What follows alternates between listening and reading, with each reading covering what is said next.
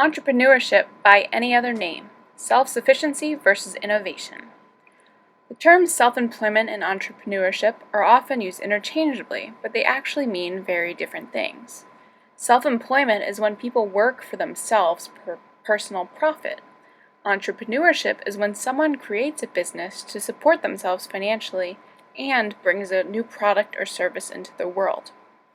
Both self-employment and entrepreneurship can be great opportunities for people with disabilities, especially because their skills and talents are not always recognized in traditional types of jobs. However, while self-employment is an employment strategy, it is not actually an anti-poverty strategy, that is, something that helps reduce poverty, because it is meant to support one individual. Entrepreneurship is both an employment and anti-poverty strategy because the business is meant to grow and employ others. This brief talks about research and policy related to self-employment and entrepreneurship for people with disabilities. The current service system related to employment and people with disabilities. Only a very small amount of federal disability funding is for improving employment. Employment programs for people with disabilities are divided among different agencies, making them less efficient.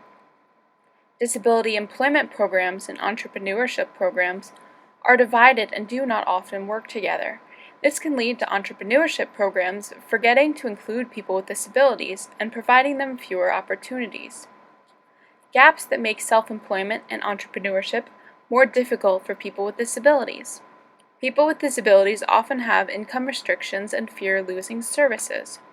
It can be hard for people with disabilities to qualify for money lending because of strict policies. Special programs for minorities often forget to include people with disabilities. In the late 1980s, research started to write about creating access to entrepreneurship for people with disabilities. A lot of important work has been done in theory and systems change on this topic. There is a lack of actual evidence-based research, especially from the perspectives of people with disabilities. There also has not been a lot of evaluation of existing programs. While much research mentions the benefits of entrepreneurship for people with disabilities, these benefits are often assumed rather than evidenced by research. To support entrepreneurs with disabilities, there needs to be more research and better statistics to track the start of businesses run by people with disabilities and the stability and growth of these businesses. This social entrepreneurship and disability brief was brought to you by the Chicagoland Entrepreneurship Education for People with Disabilities and Participation Through Innovation.